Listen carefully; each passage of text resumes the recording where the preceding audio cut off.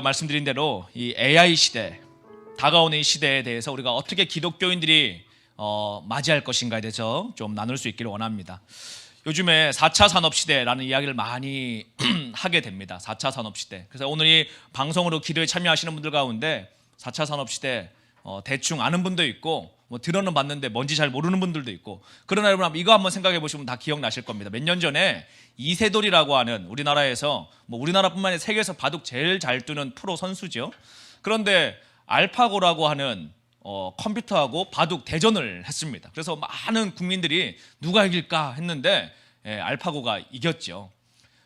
요즘에 이 방송 보시는 분들 가운데 바둑 두는 분들이 몇이나 있겠어요. 그래서 나는 바둑 좋아하지도 않고 알파고가 이세돌이 이기건 말건 그게 나하고 뭔 상관이냐 이렇게 생각하실지 모르겠지만, 알파고가 이세돌을 이겼다라는 것은 인간이 할 수 있는 사고력, 연산력 중에 가장 고도화된 이 연산력을 발휘하는 그 게임 중에 하나가 체스나 바둑 같은 겁니다.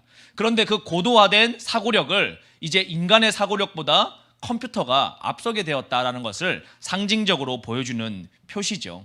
오래전에 여러분 우리나라가 30년 전에 조선 말기 시대였습니다. 흥선대원군이 집권하고 있던 시기에도 영국 상선이 들어왔습니다. 프랑스 함대가 들어왔습니다. 우리에게 개화를 하라고 문을 똑똑똑 두드렸죠. 그러나 조선은 잠들어 있었습니다. 그래서 그 상선의 광화도에 와서 문을 똑똑똑 하는 게 무슨 의미인지를 몰랐어요. 그래서 그때 우리 뭘 하고 있었느냐, 돌멩이 던지고 화살 쏘면서 상선을 불지르고 그 상선이 도망가면은 다 같이 척화비를 세우면서 정신 승리를 하고 있었습니다. 그런데 여러분 우리가 정신 승리를 하고 있을 때 옆나라 일본은 뭐 하고 있었습니까? 메이지 유신을 통해서 이미 근대식 교육을 준비하고 있었습니다. 무엇이죠 여러분? 다가올 미래를 준비하고 있었다는 것이었습니다. 그 근대식 교육을 받고 자라난 다음 세대들이 수십 년이 지난 후에 이 조선이 멸망당하고 어떠한 형태로 들어왔습니까? 바로 조선 총독부의 관리인들로 들어오게 됩니다. 다시 말하면 우리에게는 아픔이지만 우리가 만약에 그 시기에 다가올 미래를 미리 알고 준비했다 그러면 우리가 조선의 일제 치하를 경험하는 것이 아니라 오히려 훨씬 더 강력한 대한민국으로 나아갈 수도 있었다라는 가정이 있죠. 그런데 여러분 이번에 일어났던 이 알파고의 사건은 제가 책을 한 4, 5개월 전에 본 것 같은데, 이지성이라고 하는 작가가 쓴 에이트라는 책을 한번 읽어보니까 그분의 작가의 표현에 의하면 흑선이다. 마치 이 우리 조선 말기에 들어왔던 흑선과 같이 이 앞으로 다가오는 시대가 엄청나게 급변하는데, 오늘 이 시대에 사람들이, 한국 백성들이, 한국에 있는 이 시민들이, 교육계가, 정치인들이, 기업인들이 깨닫지 못하면, 여러분 당시 조선의 여러분 아낙네들이 뭔 죄를 지었어요? 그냥 눈 뜨면은 개울가 가서 빨래하고 나무 캐다가 밥 짓고 아이들 키우고 그렇게 살았습니다. 그런데 여러분 시대가 바뀌었단 말이에요. 당시 여러분 이 나라의 조선의 관료들이 국제사회를 전혀 알지도 못했고 관심도 없었고 그냥 어떻게든 지방에 있는 벼슬아치들에게 뇌물 받고 일자리 관료 사고 팔고 착취하고 기득권 유지하고 그냥 노비 삼고 첩 거느리고 그냥 그렇게 살기를 원했지 세상 돌아가는 거 관심이 없었습니다. 그런데 문제는 우리가 세상 돌아가는 게 관심이 없다고 세상이 바뀌지 않는 게 아니라는 것이죠. 오늘 우리가 경험하게 될 이 알파고의 사건은 이제 이 코로나가 잠잠해지고 또 지금 많은 기업들이 아마 4월달 이 회사채가 한국에도 돌아오고 5월달에 돌아오고 6월달, 그래서 아마 올해 여름이 지난 100년 가운데 가장 뜨거운 여름이 될 거다. 이 경제적으로 굉장히 힘겨운 시기가 될 거다. 이미 선제적으로 기업들마다 구조조정을 하기 시작을 하고 있고 국가에서 중앙은행이 회사채를 매입하는 아주 독특한 일들을 우리가 경험을 하고 있는데, 이게 한국뿐만 아니라 전 세계적으로 실업 쓰나미가 일어남으로 말미암아 엄청난 일시적인 이 기업들 부도가 일어나고 있는 일들을 우리가 앞으로 이제 경험하게 됩니다. 그 여파로 이 상업 부동산 시장까지도 많은 어려움을 겪고 있고, 그거와 관련해서 교회들도 큰 어려움을 겪고 있는데, 이거는 여러분 시간이 지나면 결국은 잠잠해집니다. 시간이 지나면 다시 원상복귀가 돼요. 그게 6개월 만에 돌아올 거냐, 1년 만에 돌아올 거냐, 3개월 만에 돌아올 거냐의 시간의 차이지, 시간이 지나면 돌아옵니다. 그런데 여러분 시간이 지나고 나면 우리는 맞이해야 될 미래가 있죠. 그것은 바로 우리가 깨닫건 깨닫지 못했건 다가올 변화의 시대를 우리는 특별히 이 시대의 우리 다음 세대들, 오늘 학교도 못 가고 온라인으로 뭐 계약한다라는 이런 초유의 사태를 들으면서 나는 어떻게 해야 되나 다들 고민하고 있는 이 가정과 교회들 가운데 오늘 이 강의를 통해서 여러분들의 이 다가올 시대를 준비할 수 있는 영적인 인사이트가 열릴 수 있기를 원합니다. 자, 사진 한 장을 보여드리겠습니다. 여러분, 제가 미국에 집회를 가보면 그 미국 교민들이 자녀들 제일 보내고 싶어하는 회사 중에 하나가 골드만삭스라고 하는 회사입니다. 이제 사진 꺼주시고요. 골드만삭스, 뉴욕의 가장 중요한 멋있는 빌딩에 있는 금융회사죠.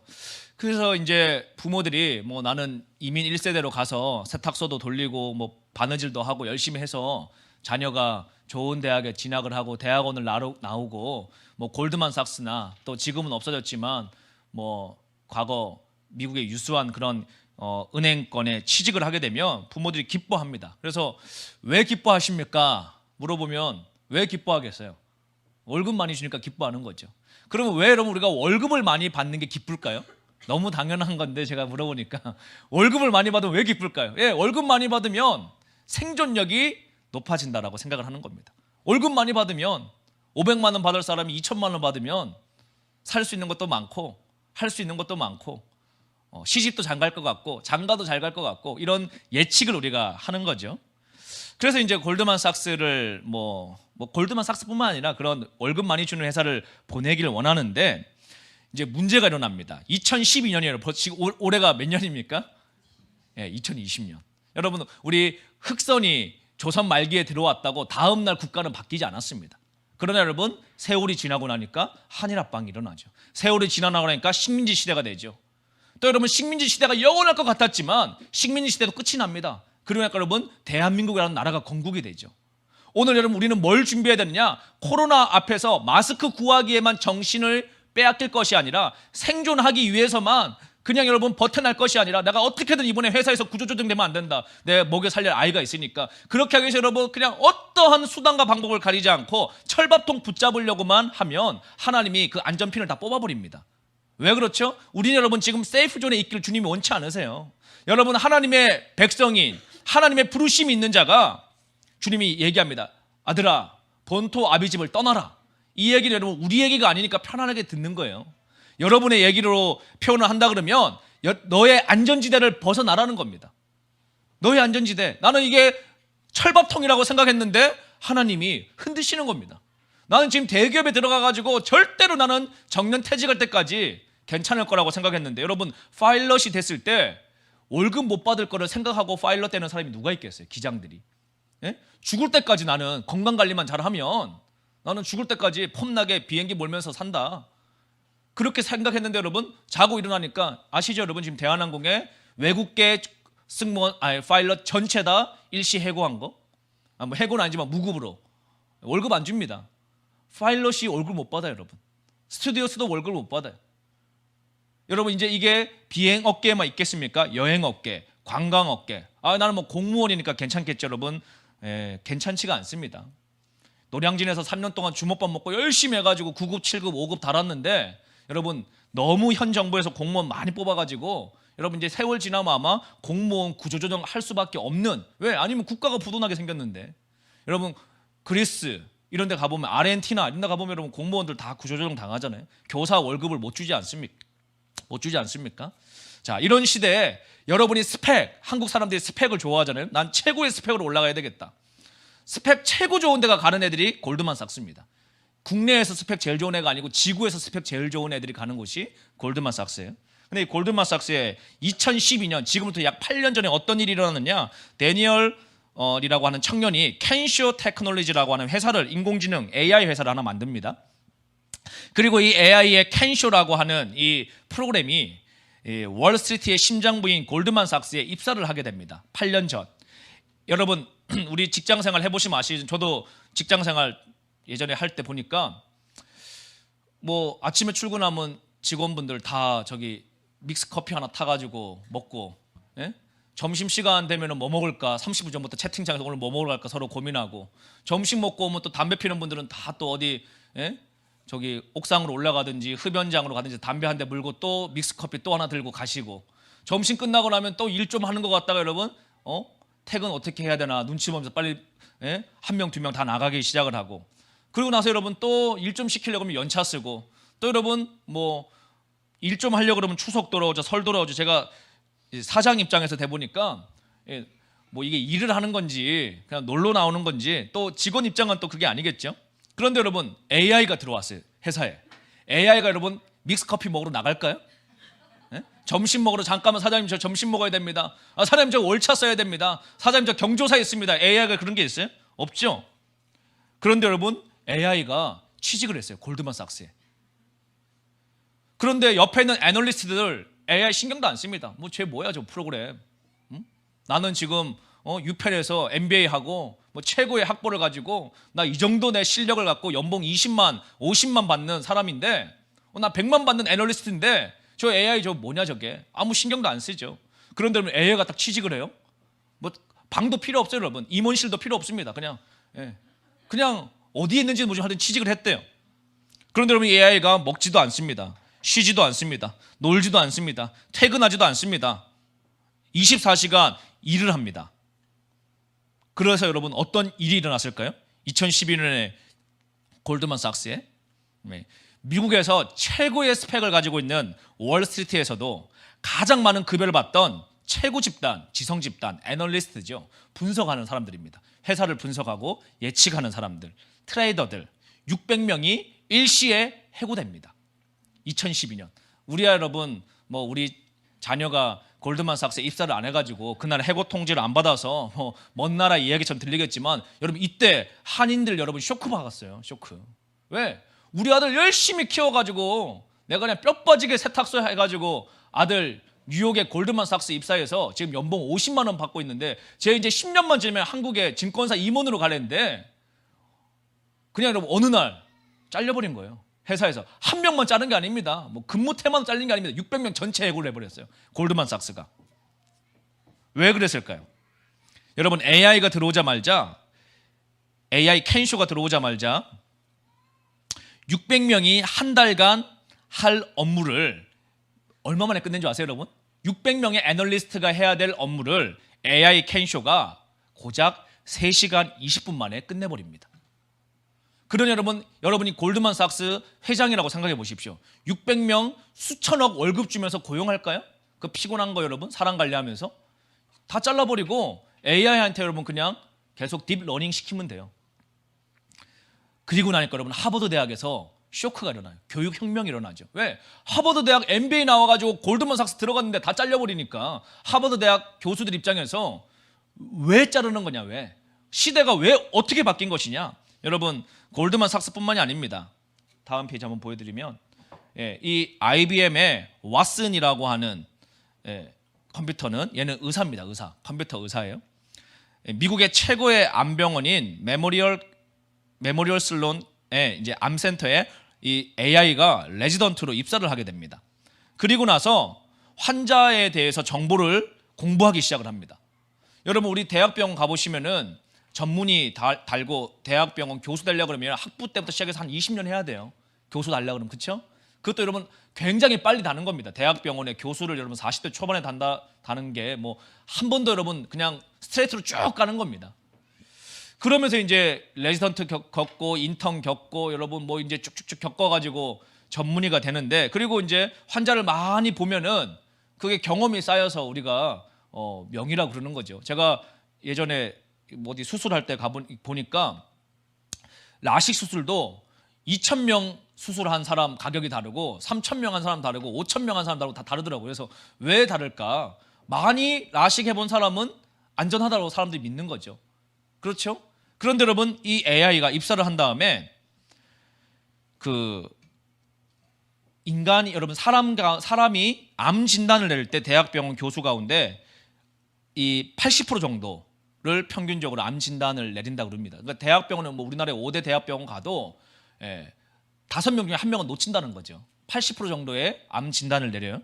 그런데 여러분 AI가 어느 날 취직을 해가지고 환자 정보를 쭉 공부를 하기 시작을 해요. 딥러닝을 합니다.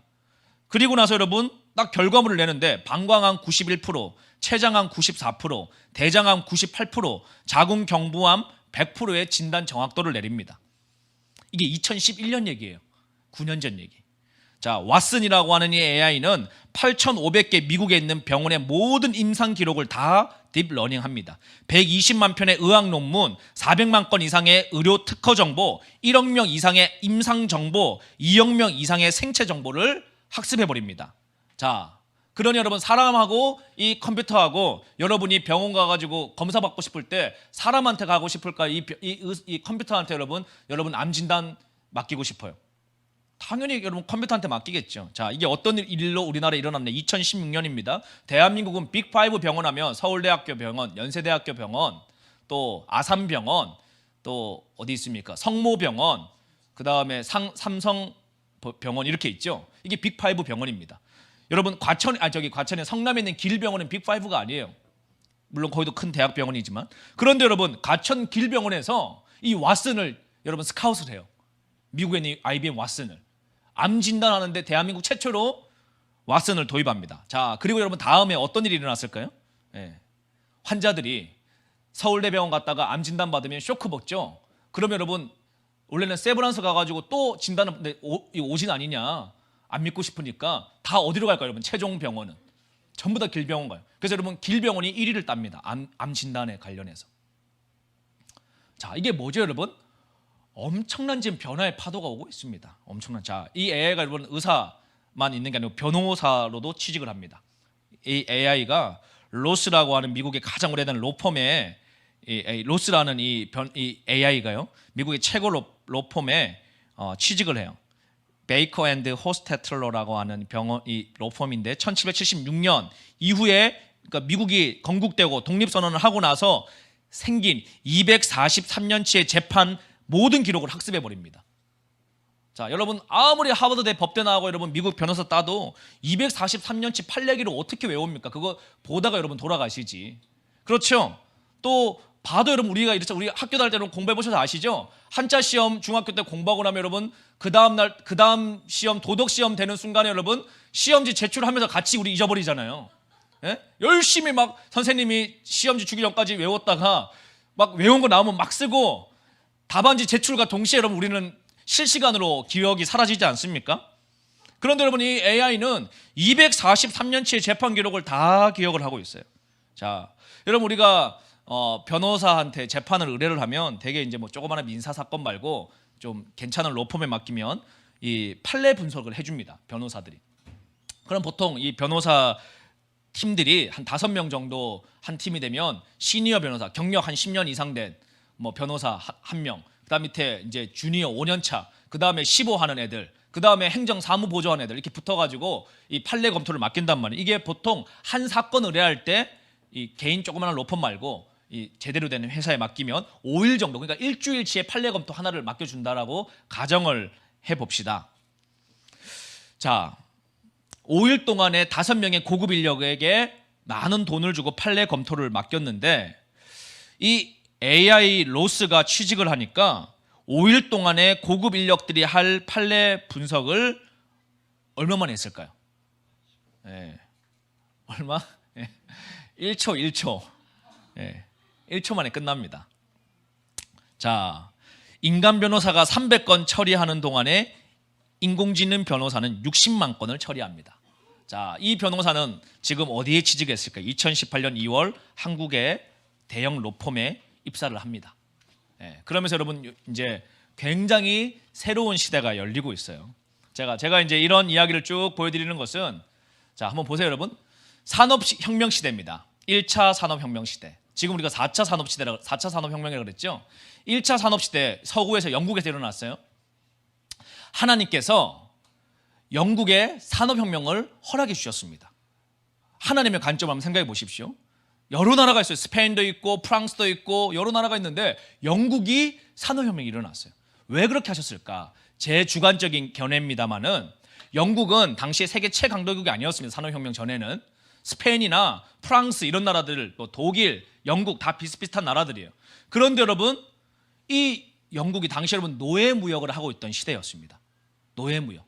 그다음에 영국의 국가 생산량의 3분의 1이 노예무역으로 먹고 살고 있었어요. 당시에 교회 재정의 3분의 1도 노예무역을 통해서 수입을 벌어들인 장로님이 11조를 해서 교회가 운영되고 있었다는 얘기입니다. 쉽게 얘기하면 영국 전체의 국가 총생산량의 3분의 1이 노예무역. 지금 생각하면 여러분 말도 안 되죠. 국가가 노예를 무역해서 국가를 경영했다? 말도 안 되죠, 여러분. 그런데 퓨리탄, 청교도들이 있는 이 영국에서 어떤 각성이 일어나기 시작을 합니까? 하나님이 그들의 양심에 질문합니다. 너희가 하나님 여러분 흑인하고 백인하고 아시아인하고 여러분 따로 창조하셨어요? 여러분 우열을 만드셨습니까? 아니잖아요. 하나님 앞에 모든 인간이 평등하단 말이에요. 그렇죠. 그런데 여러분 그거는 알겠어. 오케이. 좋아. 근데 현실 세계에서 노예무역 안 하면 손가락 빨게 생겼는데, 스페인은 노예무역 하는데, 프랑스는 노예무역 하는데, 우리만 안 하면 우리나라 망하는 거 아니야? 그렇죠, 여러분. 현실적으로 이게 인간적으로 생각하면. 그런데 여러분 그 당시에 윌리엄 윌버포스라고 하는 영국의 청년 한 명이 기도하며 주님의 마음을 받습니다. 주님이 말씀하시는 거예요. 너는 이 땅의 노예를 자유케 해라. 그래서 여러분 영국의 그 윌리엄 윌버포스는 정치인이 되고 그 인생 전체를 들여서 기도하며 영국의 노예 제도를 폐지하는 데 앞장을 쓰게 됩니다. 그리고 여러분 그가 죽기 전에 영국은 유럽 전체 최초로 노예 무역을 법적으로 폐지를 하게 됩니다. 그 노예 무역이 폐지되는 시기들과 맞물려서 여러분 보십시오. 국가의 경쟁력이 노동 집약형이었던 시대입니다. 1차 산업 시대니까. 그렇죠, 여러분. 당시에 산업혁명 전이니까. 그런데 영국이 하나님 앞에 결단하고 국가가 회개하는 것이죠, 여러분. 법률을 통해서 우리가 더 이상 노예무역을 하지 않겠다. 그리고 노예무역하는 것을 영국이 이제는 단속을 하겠다. 그리고 그들의 인권을 보장해 주겠다. 그렇게 법률로 제정하며 생존이 아니라 하나님이 요구하신 일을 국가가 순종했을 때 산업혁명 여러분 놀랍게도 영국에서 시작됩니다. 뭘 하나님이 지금 허락하시는 거죠? 인간의 노동력을 대체할 수 있는 기술을 인간 가운데 허락해 주셨단 말이에요. 다른 나라가 아닌 영국에게. 자, 그러면서 여러분 영국이 어떤 일이 일어납니까? 이 방적기 돌리는 거죠. 노동력을 인간이 대체합니다. 그러면서 여러분 사람들이 이렇게 이제 컨베이어 벨트 시스템에서 일하기 시작을 해요. 과거에는 1차 산업혁명이니까 농사 짓고 살았는데 이제 앉아서 일을 해야 됩니다. 그러니 여러분 이 시대 이전에는 글자도 알 필요도 없고 지도자들이나 목회자들, 당시 이 영국 사회나 유럽은 여러분 목회자가 일반 학부 과정 위에 신학이 있었기 때문에 최고 헬라어, 히브리어, 모국어를 3-4개씩 해야 되는 최고의 이 지도자급 외에는 사실은 일반 평민들은 글자 할 필요가 없어서 농사 짓고 곡괭이질 하니까. 그런데 이제 공장에서 일을 해야 되니까 근대식 교육이 필요하기 시작을 했습니다. 그래서 여러분 우리가 지금 경험하고 있는 월요일날 학교 가야 되는 이 시스템이 이때부터 도입이 시작된 거예요. 서구에는. 여러분 우리나라 조선 100년 전에 월요일날 학교 갔습니까? 예? 농사 지었지 무슨 학교를 가요, 여러분. 우리가 여러분 지금 당연하게 3월이면 개학을 해야 되는데 왜 개학을 안 하냐? 아침에 눈 뜨면 보육원에 보내고 어린이집 보내고 학교 보내고 대학생은 대학교 가고 해야 되는데 왜 학교가 안 열리냐? 이게 여러분 우리에게 익숙해진 지가 100년이 안 된다는 거예요. 인류 가운데 200년, 300년도 안 되는 시스템입니다. 그리고 지금 우리는 변화의 파도를 맞이하고 있어요. 이게 여러분 근대식 교육입니다. 자, 일본은 여러분 우리보다 훨씬 앞서서 메이지 유신을 통해서 근대식 교육을 했습니다. 그리고 그 변화하는 산업혁명 시대의 근대화를 먼저 이뤄냈죠. 그리고 나서 우리가 정신 승리하고 있을 때 남자들이 상투를 매야 되냐 말아야 되냐 이거 가지고 노론 서론 싸우고 있을 때 지금 우리하고 똑같아요, 여러분. 지금 대한민국 상황하고 전 세계가 지금 급변하고 있는데 우리만 여러분 여의도 안에서 지들끼리 머리 쳐박고 싸우는 겁니다. 누가 더 더럽냐 이거 지금 싸움하고 있는 거예요, 여러분. 둘 다 똥 묻어놓고 둘 다 네가 더 더럽냐 누가 더 냄새나냐 이거 싸움하고 있는데 여러분 지금 지구 전체가 바뀌고 있단 말이에요. 이 쓰나미가 끝나고 나면 이 여러분 코로나가 여파가 끝나고 나면 전 세계적인 변화가 올 텐데 이번에는 이 한국교회가 정신을 차려서 이 쓰나미에 쓸려 내려가지 않고 고난당하지 않고 부흥의 파도를 서핑을 탈 수 있는 나라로 일어날 수 있기를 원합니다. 자, 보세요, 여러분. 그래서 이 근대식 교육이 시작됐는데 자, 이 산업혁명 때는 핵심 가치가 증기기관이에요. 그리고 여러분 우리 육체의 힘을 기계가 대체해버립니다. 그러니까 제일 필요한 건 IQ 검사를 했었어요. 그때부터. 노동력은 여러분 이 산업혁명 전에는요 쉽게 말하면 대기업에서 대기업도 없었지만 그때는 대기업에서 공채를 한다고 한번 할 때 직무검사가 다른 게 아니었습니다. 쉽게 말하면 쌀가마니 던져주고 오래 뛰는 놈을 뽑는 거예요. 왜? 걔가 노동력이 제일 강하니까. 그런데 여러분 산업혁명이 끝나고 나니까 쌀가마니 던져주고 뛰는 거는 이제 그렇게 우리 직원 안 뽑죠. 뭘 뽑습니까? 직무 검사, AI, 아니, 그러니까 사고력을 검사한단 말이에요. 그런데 여러분 이제 4차 산업 시대가 온다라는 얘기는 이미 왔는데 무슨 얘기냐? 사고력, 컴퓨터가 우리보다 사고를 더 잘해요. 우리의 사고력보다 컴퓨터가 더 앞서버립니다. 그러면 여러분 우리는 다 대체됩니다. 앞으로 다 대체돼요. 지금이 여러분 막 택시 기사분들이 데모에서 막아보겠지만 여러분 10년 후 자율주행 시대가 오면 여러분 데모해도 어쩔 수 없어요. 예? 지금이야 뭐 데모해가지고 쏘카고 뭐 타다고 뭐 이런 거 뭐 이렇게 뭐 국회의원들이 그냥 머리 싸매가지고 망치 두드리고 막을지 몰라도 여러분 이제 10년 후에 자율주행 시대 오면은 어떻게 할 겁니까? 버스 기사, 트럭 기사, 택시 기사, 자율주행 시대 오면 어떻게 할 거예요, 여러분? 나는 열심히 아침에 눈 뜨면 세차하고 엔진오일 잘 갈고 청소 열심히 하고 고객들에게 열심히 하고 했는데 눈 떠보니까 세상이 바뀌는 겁니다. 골드만삭스 들어가냐고 문제가 있어요. 열심히 공부해가지고 세계 최고 스펙 다 쌓아가지고 연봉 50만짜리 회사 들어갔는데 아침에 눈 뜨니까 해고 통지서 오는 거죠. 이런 시대가 우리에게 옵니다. 그래서 여러분 연세대학교 총장, 고려대 총장이 이미 아는 거죠. 해외 석학들하고 놀아보니까 야 지금 한국은 전혀 준비가 안 돼 있구나. 글로벌 경쟁력에 완전히 지금 우리는 뒤처지고 있구나. 여러분 지금 하버드 대학 의대는요. 과거에 있던 의학 과정을 다 온라인상으로 그냥 공개해버렸습니다. 왜? 이건 필요 없다 더 이상. 그러면 지금 하버드 의대생들은 뭘 가르치느냐? 의료기술을 가르치는 게 아니라 여러분 다른 걸 가르쳐줍니다. 다가올 시대에 새로운 생존력을 알려주는 거죠. 자, 그런데 여러분 오늘 이 시대에 일반 시민들 어떻게 세뇌교육당해서 노예같이 살아가고 있냐? 노예는 아니죠. 스스로가 발에 족쇄가 없으니까. 그런데 여러분 정확하게 보면 노예입니다. 어떤 노예냐? 디지털 기기의 노예예요. 뉴욕의 지하철에 어느 한 흑인입니다. 제가 뭐 흑인을 비하하고 그런 건 아니고요. 근데 여러분 지금 핸드폰이 배터리가 방전이 됐나 봐요. 그래서 여러분 어떻게 힘들게 저 위에 충전을 하는 걸 꽂았습니다. 근데 그 충전하는 순간만큼도 뭔가를 먹어야 되는 거예요. 스마트폰을 통해서. 그래서 여러분 한쪽에 이어폰 듣고 있는 거 보이시죠? 이게 여러분 미국에만 일입니까? 우리나라도 마찬가지죠. 자, 여러분 제가 저기 실리콘밸리에 집회를 가보니까 그것도 벌써 한 7, 8년 전 얘기네요. 스티븐 잡스 살아있을 때 실리콘밸리에 집회를 갔는데 그때 당시에 애플 회사에 취직한 한국인들이 이렇게 집회에 많이 오셨어요. 그 뭐 대단한 분들이죠. 한국에서 뭐 다 동네에서 1등 찍고 간 거 아니겠어요? 그런데 아니 그 스티븐 잡스는 자녀 교육을 어떻게 할까 좀 관심이 있어서 찾아보니까 아니 스티븐 잡스는 제가 생각할 때 당시에 야 내가 스티븐 잡스면 여러분 아빠가 스티븐 잡스다. 그러면 학교를 갈 때 아이폰 2 쓰고 있을 때 아들한테 시제품 3를 주는 거예요. 그래서 야 얘들아 봐라 이거 사진 찍으면 안 돼.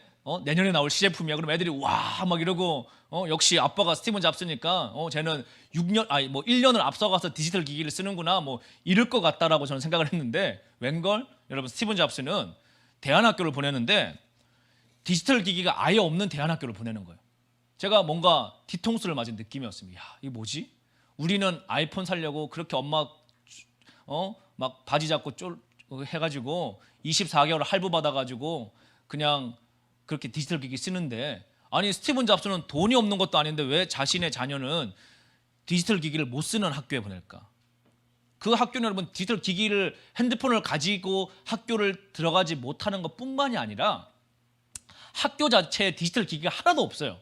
노트북도 없고 아이패드도 없고 복사기도 없고 아무것도 없어요. 완전 18세기, 17세기 그런 과거식의 방식으로 느리게 교육하는 학교예요. 도서관에 여러분 책을 찾으려 걸려도 우리는 뭐 다 검색해가지고 도서관 가지도 않죠. 그냥 네이버 검색을 하지. 그런데 여러분 도서관에 가서 책을 찾으려고 해도 책 검색 컴퓨터가 없어요. 그래서 여러분 사다리를 들고 그 재벌집 아들이 도서관에 먼지를 털면서 책을 찾아가지고 힘들게 찾습니다. 복사를 해야 되는데 숙제를 하려면 복사기가 없어요. 손으로 필사를 해야 돼. 여러분 그냥 사진 찍으면 될 것 같은데 그 짓을 하고 있는 학교에 수십만 불을 주고 애를 보내더란 말이에요. 제가 궁금한 거죠. 아니 스티븐 잡스는 왜 저럴까? 아는 겁니다, 여러분. 앞으로 다가오는 시대는 디지털 노예예요, 여러분. 그냥 노예예요, 노예. 자기만 노예라고 생각하지 않을 뿐이지. 누가 필요합니까? 이 디지털 기기를 철학적으로 이해할 수 있는 사람들이 필요로 한데, 그 사람들은 어릴 때부터 디지털 기기에 길들여진 노예화된 사람들이 아니라 이것을 통해 도구적으로 활용할 수 있는 사고력이 있는 사람들이 필요로 한 거라는 것을 알고 있는 겁니다. 그렇죠, 여러분? 그런데 한번 잘 생각해 보십시오. 예. 디지털 기기, 이제 영상 꺼주시고요. 디지털 기기가 여러분 이렇게 해서 사람들이 막 요즘에 그래서 막 열풍이 불어요. 다음 시대 우리가 어떻게 경쟁력을 가져야 되느냐, 어떻게 우리가 성장을 해야 되느냐, 우리가 어떻게 해야지 승리할 수 있느냐 막 하는데, 교회 다니고 오늘 이 방송으로 참여하는 분들은 축복이라고 저는 생각합니다. 왜냐하면 여러분, 앞으로 다가오는 시대에 가장 경쟁력 있는 집단이 누구냐면 예수님 잘 믿는 집단이에요. 제가 왜 그런가를 그냥 기승전결 얘기 안 해주고 하면 이렇게 사람들이 이해를 못하니까 잘 이제 설명을 해드리겠습니다.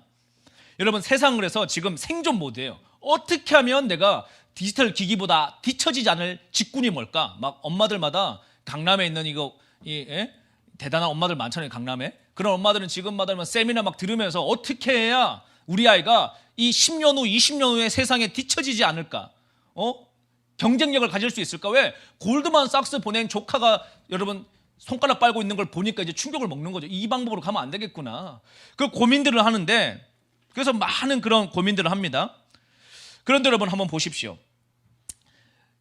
디지털 기기에 여러분 이 사고력이 깊은 사람은 어떤 사람인가 하면 딱 이겁니다. 자, 다시 포스팅을 좀 이 PPT 보여주세요. 자, 문화가 여러분 이렇게 발달하죠. 지난번에 제가 한번 보여드렸는데 수평 문화가 쭉쭉쭉쭉 발전을 하는데, 과거에 여러분 뭐 우리가 뉴욕에서 그 유행하는 게 대한민국까지 들어오려 그러면 20년 걸렸어요. 80년대만 하더라도 수입 자유화가 되기 전에는. 일본하고도 우리가 여러분 뭐 바다 건너면 바로 옆인데도 10년 걸렸습니다. 그래서 당시 여러분 일본에 가가지고 이 오파상들이 뭐 유행하나 딱 보고 한국에 만들잖아요. 그러면 10년 주기로 유행을 탄단 말이에요. 그러니까 그때는 한마디로 돈 벌기가 수월했던 것 같아요, 지금보다. 예, 경쟁도 좀 덜하고. 근데 지금은 여러분 오늘 뉴욕에서 출시하면 대한민국 동시에 출시해요. 그렇죠? 여러분 제가 어렸을 때만 하더라도 뭐 중학교 때 뭐 저보다 바로 윗세대만 하더라도 여러분, 저희 지금 방송 보시는 아버지 세대들 중학교 때는 호기심 충만할 때 뭐 음란 서적 같은 거 하나 구하려 그러면 여러분 어떻게 구해요? 어디서 구합니까? 예? 학교에서 좀 불량배들한테 여러분 뭐 구해달라고 청원해가지고 여러분 그 잡지 하나 받으려고 하면 얼마나 힘들었겠어요. 그런데 여러분 저 세대만 하더라도 모뎀 시대, 모뎀 시대였어요. 그러니까 여러분 음란물 보고 싶어도 볼 수도 없어요. 속도가 느려 터져가지고. 그렇죠 여러분? 그런데 여러분 지금은 집안에서 보면 별짓을 다 하잖아요, 애들이. 예? 그러니 여러분 이 죄가 전파 속도가 급격하게 올라가고 있다는 건 다니엘서의 말씀에 뭐라고 그럽니까? 마지막 때가 되면 사람들의 왕래가 빨라지고 지식의 정보가 속도가 빨라지죠. 우리 지금 그 시대를 폭증하고 있는 겁니다. 지금 얼마나 지식의 양이 폭증하고 있는가 하면요, 인류가 평생 동안 쌓아놓은 지식보다 1년에 증가하는 총량이 더 많은 시대를 살고 있어요. 그런 시대에 하나님의 형상이 다 무너지죠. 다 무너져. 지금 뭐 엠번방 사건 이런 게 그런 거 아닙니까 여러분? 정말 소돔보다 더 추악한 나라가 지금 대한민국 땅 아니에요 여러분? 예? 뭐 유아, 무슨 뭐 소아 이런 애들 대상으로 성적인 무슨 그런 뭐 입에 담을 수 없는 짓들을 하면서 많은 사람들이 그 일에 방조하고 동참하고 그렇게 한다는 것 자체가 여러분 정말 뭐 어떻게 우리가 그냥 뭐 옷을 다 찢고 싶을 만큼 괴로운 대한민국의 모습 아닙니까? 그리고 그것을 여러분 특정인에 대한 분노로 풀서는 안 되죠. 이것이 여러분 오늘 이게 이 시대의 영성이라는 겁니다. 우리의 현 주소라는 겁니다. 이 시대에 지금 병이라는 거예요, 여러분. 병. 이 시대적인 암세포가 이렇게까지 퍼졌다는 겁니다. 우리도 모르는 사이에. 어느 날 뚜껑을 딱 열어봤더니 그냥 암이 가득한 거예요, 여러분. 이 시대 다음 세대들 머릿속에. 우리 애는 아니겠지? 이제 여러분 저 조사하면 여러분 막 뭐 초등학생, 중학생, 유치원생 수두룩 나오지 않겠어요, 여러분? 사회 저명 인사 뭐 별별 사람 다 나오지 않겠어요? 그러면 다 그냥 여러분 주홍글씨처럼 그냥 잡아서 교도소 넣고 여러분 뭐 소년원 집어넣으면 끝납니까? 사람의 마음이 안 바뀌는데 절대 안 바뀝니다. 이거 근본적으로 고치는 길이 오늘 이 시대에 살아가는 교회들의 생존 능력을 뛰어넘어 경쟁력을 뛰어넘어 부르심으로 가는 길인데 설명해 드리겠습니다. 모두가 유행을 타요. 그래서 오늘 이 방송은 우리 다음 세대들 다 인스타그램 하죠. 인스타그램 딱 들어가면 아침에 뭐가 나와요, 여러분? 딱 세 가지가 나옵니다. 뭘 어떤 인스타를 뒤져봐도 팔로우를 해도 딱 세 가지 중에 하나예요. 육신의 정욕, 이생의 자랑, 안목의 정욕. 이걸 레벨업하는 게임입니다. 자, 육신의 정욕, 이생의 자랑, 안목의 정욕. 어떻게 레벨업하느냐? 나 5,000원짜리 여러분 밥 먹었다 사진 찍어서 올려요. 그러면 다른 친구가 나 6,000원짜리 찍어서 올려. 그럼 나는 다른 친구가 2만 원짜리 찍어 올려. 그럼 깨갱하고 손 드는 거죠. 그렇게 대학교를 갔는데 어떤 애가 25만 원짜리 식사를 딱 찍어 올려. 그러면 두 팔 드는 겁니다. 그러면 어떤 친구가 여러분 미국 가가지고 뭐 어디 뭐 미쉐린 50만 원짜리 찍어 올려. 그러면 이제 그 동네 이제 정복된 거예요. 이제 나는. 그렇죠? 자, 내가 이제 맨 처음에 뭐 이랜드 옷 사 입었습니다. 찍어서 올려요. 그러다가 유니클로 사 입어서 올립니다. 그러다가 뭐 쭉쭉쭉 올라가다 여러분 나중에 뭐 명품 찍어 올리면 끝나는 거죠. 내가 동네에서 여러분 친구들하고 놀이터 놀다가 이제 여러분 어디 뭐 호화 유람선 타고 1등석 비행기 타고 뭐 크루즈 타고 그런 거 찍어 올리는 겁니다. 그러면서 뭐 하는 거예요, 여러분? 지금 이세의 자욕과 육신의 정욕과 안목의 정욕을 충족을 하는 거예요. 야, 나는 저것도 못하네. 이래서 우울해. 저 친구는 저렇게 나보다 못생겼는데 병원 가가지고 다 뜯어 고치고 시집장 가가지고 저렇게 지금 어디 몰디브에 발 담그고 나는 지금 주방에서 지금 배추절이 담그고 있으니 이게 내 인생이 뭐냐? 이러면서 막 푸념하는 겁니다. 아침부터 인스타 보면서. 저 중학교 때 분명히 나보다 저 키도 작고 못생겼는데 어떻게 제가 저렇게 됐냐? 응? 막 이런 막 생각을 하는 거죠. 그러면서 여러분 뭐 하는 거면 불만, 불평, 감사치 못한 조급함, 짜증, 화 이런 것들을 계속적으로 먹는 거예요, 여러분. 여러분 그게 이 세상 공중 권세 잡은 귀신들이 하는 역사입니다. 귀신이 여러분 막 피 흘리면서 여러분 뭐 저기 옛날에 뭐 전설의 고향처럼 막 뭐 다리 내놔라 이러고 나오면 여러분 얼마나 우리가 다 귀신을 다 피하겠어요. 그렇게 안 나와요, 귀신이. 요새 하도 세련돼가지고 인스타그램으로 포장돼서 우리 아이들의 여러분들의 마음을 빼앗는단 말이에요. 아침에 눈 딱 뜨면 꽂히는 거예요, 여러분. 아, 나도 백 사러 가야 되겠다. 나도 이거 먹으러 가야 되겠다. 또 TV 딱 틀면 여러분 또 뭐 충전합니까? 육신의 정욕, 이생의 자랑, 안목의 정욕. 채널 돌릴 때마다 계속 홈쇼핑 아줌마가 나와서 이거 안 사면 죽는다고 막 협박하잖아요, 여러분. 그러면 또 사야 되고 사고 나면 카드값도 내야 되고 여러분 사실 없어도 되거든요. 그런데 계속 충돌을 당해요. 동창회 모임 나갑니다. 나는 그냥 뭐 남편이 사준 10년 전에 백 하나 들고 나왔는데 어떤 이 친구는 이번에 신상백 뭐 500만 원짜리 들고 나왔단 말이야. 그러면은 뭐 밥 먹는데 백을 탁 올려놓고 밥 먹으니까 눈에도 보이고 괜히 내 거는 뒤로 숨겨야 될 것 같고 왠지 이런 걸 우리가 속는단 말이에요. 속아요. 속습니다. 그게 본질이 아닌데 왜 이 세상의 영이 그렇게 우리를 토끼몰이 하는 거예요, 여러분. 어디로 올라가라고? 바벨탑 꼭대기로 올라가라고. 야, 너 더 올라가. 저기 올라가면 행복할 거야. 너 더 올라가. 저 꼭대기 찍으면 행복할 거야. 그래서 여러분 또 TV 틀면 또 막 여행 오라고 막 연예인들이 막 여기 오면 행복하다고 이거 먹어야지 행복하다 그러는데 여러분 제가 한번 생각을 해봤어요. 야, 저 연예인들 맨날 저기 오면 행복하다 그러는데 쟤 진짜 행복할까? 쟤 진짜 행복할까?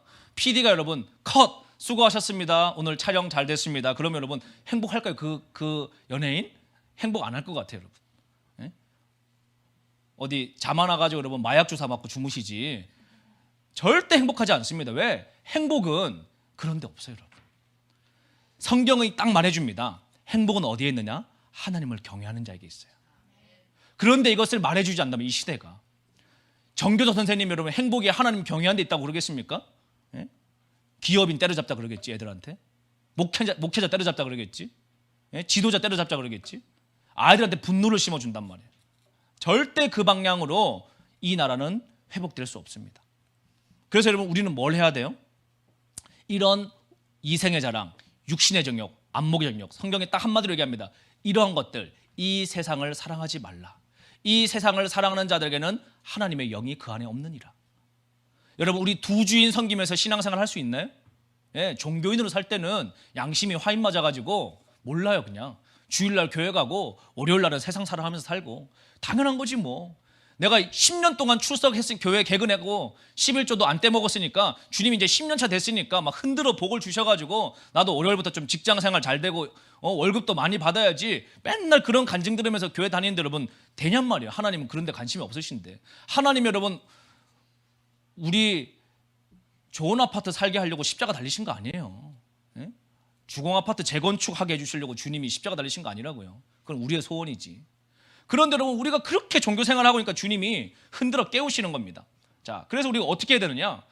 우리 여러분 사람들이요 다 이런 걸 주워 먹고 살아요. 이게 다 뭔 MSG냐? 영적인 MSG인데 이색의 자랑과 안목의 정욕과 육신의 정욕을 자극하는 MSG. 이걸 딱 먹으면 어떻게 되죠? 효과가 바로 드러납니다. 어떻게 드러나느냐? 제가 여러분 요새는 그래도 뭐 날씬하지 않지만 그냥 표준이라고 하기에는 제가 조금 살이 있는데 이 배둘레임이 좀 있어가지고 어쨌든 여러분 제가 과거보다는 살이 좀 빠졌어요. 예. 그 한참 제가 이제 외국 집회 돌아다닐 때 뭐 가면은 뭐 얼마나 잘해주시겠어요. 음식을 상다리 부러지게 해주시니까 목사님이 그냥 무조건 다 먹으라고 먹는 게 도와주는 거다. 그러니까 저야 뭐 맛있게 다 먹었죠. 먹고 나니까 여러분 저는 원하는 거는 그 몸매가 아니지만 정직하게 허리 사이즈는 먹은 대로 나오잖아요. 그래서 야 이거 어떡하나 그래도 여러분 이게 피곤하고 습관이 들리니까 시차도 안 맞고 그냥 계속 먹는 겁니다. 가면은 먹고 설교하고 그리고 또 과거에 이제 제가 결혼하기 전에 집 앞에 맥도날드랑 버거킹이 있었거든요. 집 들어가는 입구 쪽에. 그러니까 밤에 집회 끝나고 새벽 1~2시나 이렇게 오면은 허기가 막 지잖아요.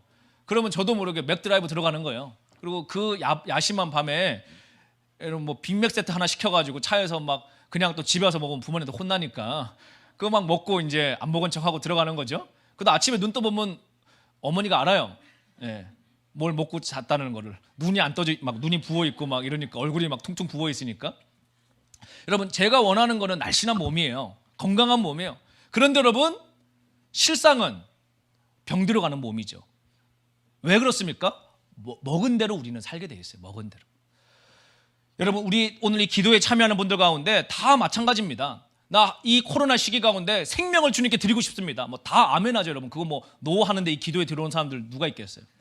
나 정말 주님 오실 때 마라나타 주 예수여 오시옵소서 전심으로 예배하고 싶습니다. 아멘. 주님 저도 그렇게 하고 싶습니다. 나도 주님 앞에 생명을 드리고 순종하며 살고 싶습니다. 아멘. 그러고 싶습니다. 마지막 때까지 배도하지 않고 끝까지 믿음 지키고 싶습니다. 아멘. 그러고 싶습니다. 여러분 베드로도 주님 앞에 여러분 절대로 저는 배신하지 않겠습니다. 그게 여러분 진심이었어. 베드로 진심. 립서비스한 거 아니었습니다. 그런데 여러분 목에 칼 딱 들어오니까 배도하잖아요. 그렇죠. 그게 우리의 연약함이에요. 여러분 막 나는 금식하겠습니다. 여러분 금식하려고 결단하면 갑자기 여러분 누가 밥 먹자고 전화 오잖아요. 참 전 너무 신기해요. 막 결단만 하면은 누가 밥 사주겠대요. 막 평소도 여러분 식사 대접도 없는데 꼭 금식한다 그러면 또 누가 전화가 와요. 식사 대접하겠다. 그래서 야 이게 참 희한하다. 여러분 보십시오. 뭘 마음 먹으면 딱 눈앞에 유혹이 생긴단 말이에요. 이럴 때 여러분 우리가 어떻게 해야 됩니까? 먹는 것을 다시 말하면 영적인 보는 것 듣는 것을 이 시기 가운데 훈련하셔야 됩니다. 이 여러분 이 40일간의 우리 특별 기도의 시기 가운데 이제 얼마 안 남았는데 다음 주면 끝이잖아요. 이 시기가 남은 열흘만이라도 뭐 하셔야 돼요? 뉴스 보고 신문 보고 유튜브 보고 인스타그램 하고 TV 보고 광고 보고 라디오 듣고 이런 것 좀 다 끊으시고 뭐 하셔야 됩니까? 말씀 읽고 기도하는 거. 처음에는 맛이 없어요. 왜? 안 먹은 지 하도 오래돼가지고. 여러분 제가 인스턴트에 길들여져 있으니까 처음에는 뭐 유기농 이런 거 주면 여러분 이게 음식이냐? 이런 거는 토끼가 먹어야지 이런 저는 생각을 가지고 살았는데 언젠가 한번 오래전 얘기지만은 누가 이제 그런 건강한 음식만 한 며칠을 줘가지고 먹었는데 먹다 보니까 야 음식이 이런 맛이었구나라는 걸 제가 알게 되더라고요. 여러분 말씀도요. 처음부터 오늘 딱 기도회 끝나고 말씀 보면 이게 말씀이 잘 안 먹힙니다. 뭐 글자 뭐 검은 거 글자고 흰 거는 종인데 이게 막 보다 보면 침 흘리고 책상에 자고 있고 그런데 여러분 한 해보십시오. 3일 지나고 4일 지나고 5일 지나고 대신에 뭘 해야 돼요 여러분? 미디어를 끊고 말씀을 봐야 돼요. 왜? 우리가 여러분 정크푸드 많이 먹고 일식당 가도 회 안 먹고 싶습니다. 왜? 배가 불러서. 세상 영을 가득 머릿속에 집어넣고 말씀 들어가려고 그러면 영적인 배가 불러가지고 먹어지지가 않아요. 목사님 설교 들어도 여러분 꾸벅꾸벅 좁니다. 물론 여러분 피곤해가지고 조는 경우도 있죠. 그런데 여러분 대개는요 영적으로 병들어 있는 거예요. 정말 여러분 설교 시간에 조는 거 여러분 1~20%는 피곤해서 존다고 제가 봐드리고 70~80%는 영적으로 지금 상태가 안 좋은 겁니다. 정말 그래요 여러분. 왜? 조금 전까지 여러분 다 있다가 목사님 설교 따가면 그때부터 여러분 닭이 병들듯이 쓰러져요. 그러다가 언제 딱 끝났냐? 축도하는 순간에 다시 회복됩니다. 그게 뭡니까? 여러분, 영이 지금 병들어 있는 거죠. 어떻게 됩니까? 미디어 금식하셔야 돼요. 그리고 뭐 해야 됩니까? 기도와 말씀을 집중적으로 먹어야 됩니다. 그 시기 가운데 성령의 충만함이 우리 심령 가운데 변화되는 것이죠. 자, AI 시대에 생존하려고 사람들 발버둥 치잖아요. 그래서 막 시중에 책들이 많아요. 이렇게 하면 생존할 수 있다. 이렇게 하면 생존할 수 있다. 자, 교회는 생존하기 위해서 존재하는 공동체가 아닙니다. 뭐죠? 부르심을 위해서 나아가는 곳입니다. 자, AI가 못하는 거 제가 여러분 설명해 드릴게요. 책에도 없습니다. 이런 거는. AI가 절대로 모방 못하는 거 몇 가지가 있는데 오늘 이걸 우리는 키워야 돼요. 그게 뭐냐? 공감하는 능력입니다. 공감하는 능력. 어떤 공감이죠? 주변의 이웃의 아픔을 공감하는 능력. AI가 눈물을 흘릴 수가 없어요. 물론 여러분 뭐 기술로 눈물 뒤에다 넣어놓고 이렇게 흐르는 연기는 하겠지만 공감할 수는 없어요. 왜? 심장이 없기 때문에. 하트가 없으니까. 영이 없으니까. AI는 공감할 수가 없어요. 다시 말하면 긍휼히 여기는 마음을 가질 수 없습니다. AI가 못하는 게 있습니다. 용서할 수 없습니다. 왜? 이거는 성령의 역사이기 때문에. AI가 못하는 게 있습니다. 사랑할 수 없습니다. 그리스도의 그 아가파오의 사랑을 절대 AI가 할 수 없습니다. 그래서 이 마지막 시대가 다가올수록 우리 교회가 다음 세대가 해야 될 것이 무엇입니까? 사랑하는 연습을 해야 돼요. 어떤 사랑? 첫 번째로는 가정 안에서 사랑하는 연습, 교회 안에서 사랑하는 연습, 이웃집과 인사하는 연습. 그런 것들이 여러분 앞으로 다가오는 시대에 제가 확신하건대 부르심을 향한 하나님 나라의 경쟁력이 됩니다.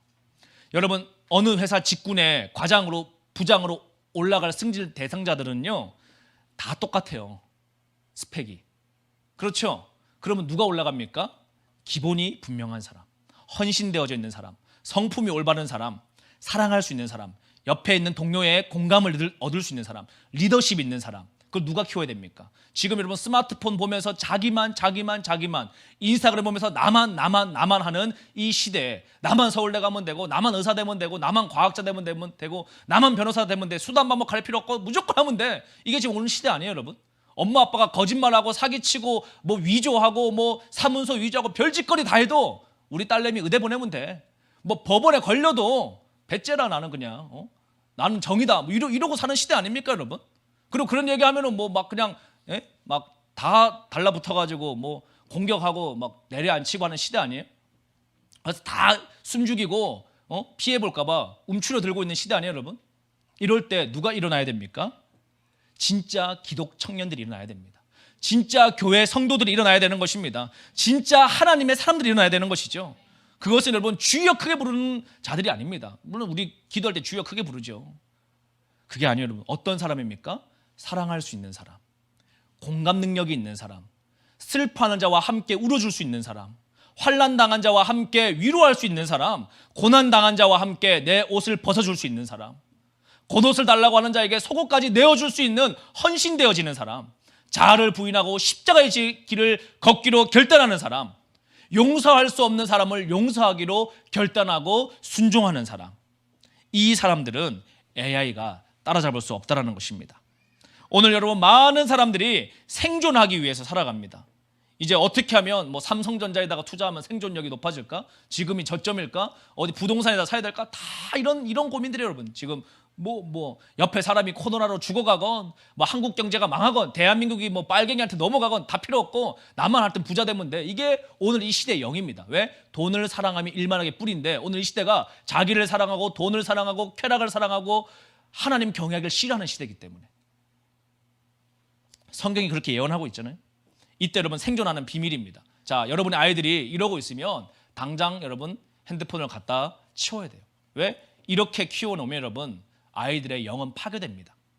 아무리 좋은 콘텐츠 보여줘도 파괴돼요. 왜? 뇌가 파괴되기 때문에. 일본 후생성에서 하루에 3시간이 아니고 일주일에 3시간 7년 스마트폰 노출되면 전두엽 파괴된대요. 제가 이걸 논문을 보다가 오탄 줄 알았어요. 하루에 3시간이겠지. 일주일에 3시간이 아니고. 일주일에 3시간입니다. 여러분 우리 다음 세대들 일주일에 3시간 스마트폰 봐요? 더 보잖아요. 하루에 3시간 본 애들도 있잖아요. 그러면 7년 되면 뇌가 파괴되는데 뇌가 파괴되면 나타나는 첫 번째 현상, 학습장애, 주의력 결핍장애, 거기다 조금 더 증가되면 분노 조절 장애. 들어보셨죠? 요즘에. 옛날에 없었던, 우리 어른들 과거에 분노 조절 장애라는 병 들어봤습니까? 예? 그냥 성격이 뭐 맞다 이러고 그냥 끝냈지. 그런 사람도 별로 없었지만은, 그런데 여러분 지금은 뭐 아침에 출근하다가 여러분 잘못 끼어들면 잘못하면 야구바따로 차 부셔져 있는 시대 아니에요, 여러분? 예? 골프채로 막 사람 들고 나오고 막 크랙션 울려도 여러분 한 번 울리고 끝나는 게 아니고 막 20번, 30번 막 울리는 시대 아니에요? 이럴 때 여러분 스마트폰을 아이들 손에서 뺏고 어떻게 해야 됩니까? 기도와 예배하는 아이들로 키워야 돼요. 야, 기도해! 이러고 엄마가 스마트폰 보면 될까요? 아니죠, 여러분. 같이 기도해야죠. 야, 너 공부해! 그리고 엄마는 드라마 보고, 불륜 드라마 보고, 아침 드라마 다 뭐 여러분. 불륜 드라마 돌리면은 이거 사라 그러고, 또 돌리면은 자기 살 뺄 생각은 안 하고 이거 바르면 예뻐진다고 또 홈쇼핑에서 거짓말하고, 다 이 세상에 여러분 이런 걸 자극을 하는데 그런 걸로 우리 절대 안 바뀝니다. 기도하고 예배해야 우리의 심령이 회복되고 사랑하는 법, 공감하는 법, 용서하는 법을 배우게 되는 것이죠. 그러므로 여러분 이 시기 가운데 우리가 무엇을 해야 됩니까? 정말 하나님 경외하는 것을 우리가 배워야 될 줄로 믿습니다. 기도하는, 말씀 읽는, 순종하는 하나님 말씀 가운데 우리가 회복되어지는 그런 훈련들이 우리 가운데 있어야 될 줄로 믿습니다. 이 세상이나 세상에 있는 것들을 사랑하지 말라. 누구든지 세상을 사랑하면 아버지의 사랑이 그 안에 있지 아니하나니. 때가 이르러 사람들이 바른 교훈을 받지 아니하며 기가 가리어서 자기의 사욕을 따르는 스승을 많이 두고 또 그 귀를 진리에서 돌이켜 허탄한 이야기를 따르리라. 그러나 너는 모든 일에 신중하여 고난을 받으며 전도자의 일을 하며 내 직무를 다하라. 나는 선한 싸움을 싸우고 나의 달려갈 길을 마치고 믿음을 지켰으니 이제 후로는 나를 위하여 의의 면류관이 예비되었으므로 곧 의로우신 재판장이 그날에 내게 주실 것이며 내게만 아니라 주의 나타내심을 사모하는 모든 자에게도 주느니라. 대만은 이 세상을 사랑하여 나를 버리고 데살로니가로 갔느니라. 여러분 잘 기억하시기 바랍니다. 오늘 이 시기 가운데 남 핑계, 이거 핑계, 거짓말에 속지 마십시오. 어떻게 해야 됩니까? 여러분 기도하고 예배하며 성령의 지혜와 계시와 충만함의 역사가 있어야 될 줄 믿습니다. 성경에는 마지막 때 이러한 자들만 있다라고 말하지 않아요. 또 뭐라고 얘기합니까? 흰 옷을 입고 셀 수 없이 끝까지 이기는, 견디는, 승리하는 그리스도의 신부들이 일어날 것을 성경은 양면적으로 예언을 하고 있습니다. 여러분 어느 편에 쓰셔야 되겠습니까? 마지막 때가 다가오는 이 시기에 AI가 출몰하고 모두가 생존하기 위해서 더 고민하는 이 시기 가운데 어떠한 삶을 살아야 되겠어요? 기도와 예배로 승리하는, 주님을 경외하는, 사랑하기를 힘쓰는, 용서하기를 힘쓰는, 나누기를 힘쓰는 하나님의 사람들이 되어야 할 줄로 믿습니다. 그래서 우리 그러한 마음을 가지고 우리 좀 기도하기를 원합니다. 여러분 우리 아이들 가정에서 많이 있을 텐데 제가 한 3주 전에 이런 설교를 저녁 예배 때 했었습니다. 땅끝이 여러분의 자녀 방이라고. 예, 맞습니다. 아프리카도 땅끝이고요. 예루살렘도 땅끝이고 지금 여러분의 고사마이 자녀방. 고사마이 방문 열기도 엄마가 두렵잖아요. 애 심기 건드릴까 봐. 예. 여러분 중학생 아이 중삼병 걸렸으니까 무섭잖아요. 중2병. 무섭더라고 저도 보니까 중2병 걸린 애들. 예, 막 저한테도 막 대들고 하는데 무섭죠. 막 그러나 여러분 기도하고 우리 그 얼음장 같은 방문을 들어가야 돼요. 그리고 함께 마음을 열어야 됩니다. 유대인들을 제가 보니까 그걸 참 잘하더라고요. 말라기서 4장 6절에 있는 아비의 마음을 자녀에게, 자녀의 마음을 아비에게 돌이키라. 이걸 잘하더라고요. 어떻게 잘하느냐? 예, 우리가 뭐 개신교들이니까 유대인들의 풍습을 쫓아할 필요는 없겠죠. 그러나 여러분 그 유대인들의 풍습조차도 사실은 구약의 하나님의 말씀에 기반해서 나온 문화들이 하나님의 방법들입니다. 이 유대인들이 자녀에게 신앙을 가장 잘 전달하는 방식이 뭐였는가 살펴보면 여러분 우리는 개신교는 종교개혁 500년 동안 제일 잘한 게 세계 선교예요. 우리는 여러분 뭐 하여튼 예수님 믿고 나면 여러분 정신 차리고 나면 선교하려고 그러잖아요. 제대로 예수님 믿으면. 그런데 여러분 유대인들은요 자녀에게 자신의 신앙을 전수하려고 합니다. 그래서 유대인의 회당은요, 포인트가 자녀에게로 에너지가 모이게 돼 있어요. 아비들을 모아서 교육하고 자녀에게로 그 메시지가 들어갑니다. 랍비들은. 그런데 교회는 모이면은 은혜 받고 열방으로 흩어지죠. 너무너무 포인트가 다른 거예요. 교회가 잘못했다는 얘기는 아닙니다. 그런데 우리가 생각해 봐야 될 점이 있다는 거죠. 교회가 그렇게 열방 선교를 하고 뒤돌아보니까 우리 집이 망하고 있는 거예요. 영국이 그렇게 해외 선교를 했는데 뒤돌아보니까 영국 교회가 어려움이 있죠. 그래서 우리가 뭘 해야 됩니까? 여러분의 자녀들을 신앙화하는데 전심을 다해야 됩니다. 여러분, 예배를 아웃소싱 할 수 있어요? 여러분, 회사도 코어 산업은 아웃소싱을 안 합니다. 외주를 안 맡긴단 말이에요. 생명을 살리는 예배를 여러분, 자기 인생도 해결 안 되는 교육전도사한테 맡길 수 있습니까? 도움은 받을 수 있겠죠. 그러나 부모가 자녀에게 신앙을 전수해야 돼요. 그래서 여러분, 이 코로나 시기로 집안에 모여있을 때 어떻게 시간 보내야 될지 몰라가지고 영화 다운받아서 아들하고 영화 본다고 여러분 가정이 회복되는 거예요? 아니에요. 그건 여러분 세상형 들어가는 겁니다. 뭐 해야 되느냐, 제가 한 가지만 알려드리고 기도하도록 하겠습니다. 저도 이스라엘 가서 배웠는데 여러분, 유대인들은 샤반 예배를 하더라고요. 샤반 예배. 뭐 샤반 예배를 하라는 거 아니에요. 그러나 이런 것을 조언을 해드리는 겁니다. 금요일 밤, 토요일 밤, 뭐 하여튼 어느 밤이건 뭐 샤밧이라는 것은 여러분 리셋이라는 의미입니다. 리셋. 불을 끄는 거예요. 리셋. 우리 여러분 컴퓨터가 고장나면 리셋 버튼 누르죠. 정신 차리라고. 우리 일주일 동안 정신없이 살다가 온 가족들이 그냥 또 정신을 삽니다. 토요일 날 연락에 부부싸움하고 주일날 애들 데리고 교회 가고 이렇게 산단 말이에요. 그런데 유대인들은 그렇게 하지 않더라는 것이죠. 회당에 모이기 전에 리셋을 해요. 온 가족이 모여서. 그 리셋이 무엇입니까? 엄마는 빵을 만들어 놓고 포도주를 준비하고 아빠는 집 청소를 하고 아이들과 함께 온 가족이 모입니다. 그리고 해가 저물면 다음날 해가 뜰 때까지 뭘 하죠? 한 주간에 있었던 모든 이야기를 나눕니다.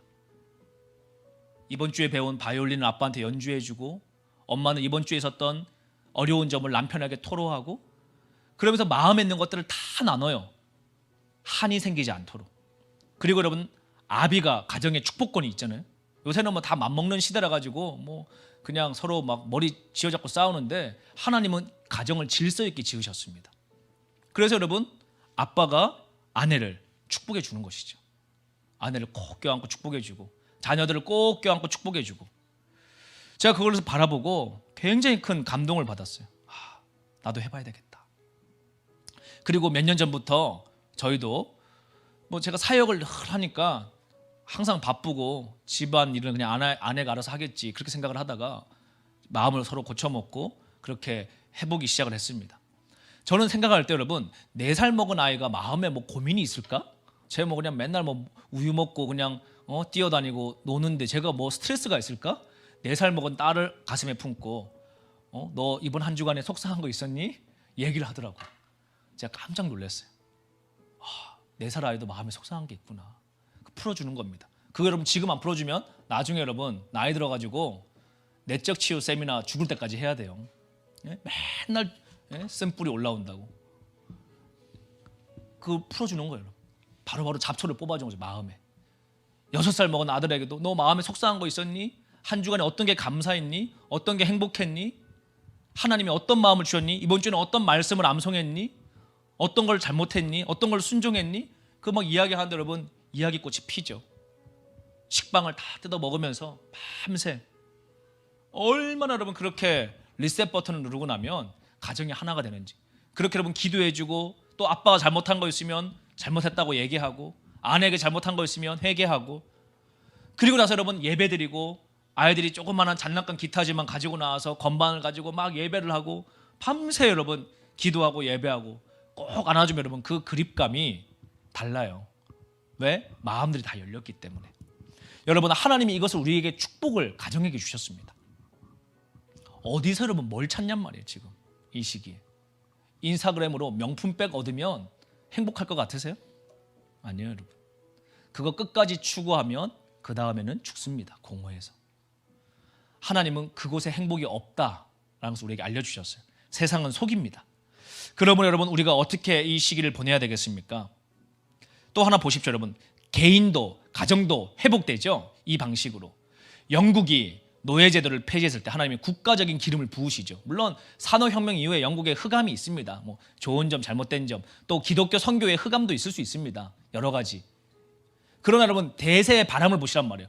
영국이 생존을 포기하고 부르심을 잡았을 때 하나님의 주권적인 섭리가 영국에 기름을 부으시고 어떻게 세계 선교 100년을 감당하게 했는지, 아브라함 링컨이 미국의 여러분 1차 대각성 운동, 2차 대각성 운동이 일어남으로 말미암아 미국이 연합되어지고 통일되어지고 남북과 이 미국 전체가, 그러면서 여러분 또 3차 대각성 운동이 일어나면서 여러분 선교의 열매가 학생 자활 운동이 일어나기 시작을 하고 서구에 여러분 기도 운동이 일어나기 시작을 하고 그 당시에 은혜 받았던 자들이 다 조선 땅 들어온 거 아닙니까? 그렇게 여러분 하나님이 하시는 이 흐름, 역사의 흐름을 보시란 말이에요. 여러분 지금 이 시기에 하나님이 한국교회가 선택하기 원하는 것입니다. 생존할래? 부르심을 향해서 갈래? 너희들 교회들아 11조 지금 성도들 안 와가지고 재정적으로 다 어렵습니다 여러분. 저희 선교단체도 뭐 여러분 오프라인 모임이 없잖아요 여러분. 다 어려워. 그러나 하나님 물어보시는 겁니다. 생존할래? 부르심을 향해 갈래? 아브라함이 본토 아비 집을 떠나라, 이거는 주님이 이 명령이에요. 생존할래? 부르심을 향해 갈래? 아브라함은 결단합니다. 갈 바를 알지 못했으나 하나님 말씀을 청종하여 발걸음을 뗍니다. 하나님이 그 발걸음을 보시며 그를 의롭다 여기십니다. 여전히 부족하죠 여러분. 아브라함 온전한 사람이 누가 있겠어요 여러분. 하나님이 그렇게 말씀해 주는데 불구하고 사고 쳐가지고 이스마엘 놓잖아요. 그럼에도 불구하고 하나님이 붙잡고 가시더란 말이에요. 그 인생 가운데 우리 한국교회가 지금 뭘 결단해야 됩니까? 이 코로나 시기 가운데 어떻게든, 억울하죠 여러분. 한국교회가 코로나 퍼뜨렸나요? 아니잖아요. 그러나 여러분 예수님은 억울한 것을 해명하지 않으셨어요. 누군가는 억울해도 죽어야 됩니다. 누가 죽어야 부활합니까? 그리스도의 교회가 이 사회에 여러분 억울하지만 침묵하고 기도하고 주님 앞에 헌신되어서 눈물로 변화될 때, 내 권리를 포기할 때, 여러분 공무원들이 다 양심이 있는 사람들인데 모르겠어요 여러분? 윽박 지른다고 여러분 전도의 길이 막히죠. 오히려 여러분 이럴 때 더 헌신적으로, 더 여러분 아예 민망해서 예배 방해 못할 정도로 더 철저하게 우리가 지키면서 여러분 전도의 길들을 열어나가야 돼요. 그리스도의 사랑의 복음 전할 지혜로운 자들이 일어나야 될 줄로 믿습니다. 하나님이 이 시기에 여러분 우리가 생존하기 위해서 결단하지 않고 부르심을 향해서 결정할 때 그게 무엇입니까? 저는 2,500만 북한 주민들을 섬기겠나라고 한국교회가 헌신하는 걸 믿습니다. 김정은이 핵 두려우니까 조의금 갖다 바치고 조공 갖다 바치고 우리 핵만 주지 마, 우리는 평화를 원해. 하나님 그걸 원할까요 여러분? 그건 가증한 평화입니다. 정말 가증한 평화죠. 북한도 교회가 있으니까 봉수교회하고 대한민국 교회하고 뭐 연합 예배 드리면서 그냥 적당하게 김일성 태양신도 숭배하고 이 땅에 만문신도 숭배하고 그냥 뭐 다 우리가 뭐 연약한데 그러고 살자. 하나님 이거 허락하시겠어요 여러분? 절대 허락하지. 그 길로 가면 하나님 이 나라 완전 초토화시키고 리셋 버튼 눌러버립니다. 새로 시작하라고. 그렇게 여러분 두드려 맞고 초토화되고 가는 길이 아니라 어디로 가야 됩니까? 하나님 우리는 흑암과 빛이 함께 할 수 없고 바알과 예수님 믿는 자들이 함께 할 수 없고 북한의 주체사당과 자유민주주의가 함께 할 수 없습니다. 김일성주의자들과 주님 교회가 함께 할 수 없습니다. 우리가 그것을 허용했던 것을 회개합니다. 이 시기 가운데 교회 안에 들어와 있는 주체사상, 인본주의 사상, 또 대체신학의 사상, 자유주의 사상, 혼합주의 사상, 모든 것을 회개합니다. 악은 모양도 버리라고 그랬는데 주님 우리가 주체 사상을 좋아했던 철학자를 교회 목회자가 좋아하면 뭐 어쩌자는 겁니까 여러분? 빨갱이를 존경했던 여러분 신학자를 목회자가 존경하면 뭐 어쩌자는 거예요 여러분? 성경은 악의 모양도 버리라. 악의 모양도 버려라. 애매한 스탠스 취하지 말고 여러분 대중의 모두를 즐겁게 하려고 하지 말고 하나님 앞에 결단하는 자들을 끌고 가야 될 지도자들이 일어나야 될 시기인 것입니다. 여러분 교회가 뭐 비즈니스 하는 곳이에요 여러분? 사람들 많이 끌고 모으는 듣기 좋은 소리 하게? 눈치 보느라고 여러분 이쪽도 맞추고 저쪽도 맞추고 여러분 사꾼이죠 사꾼.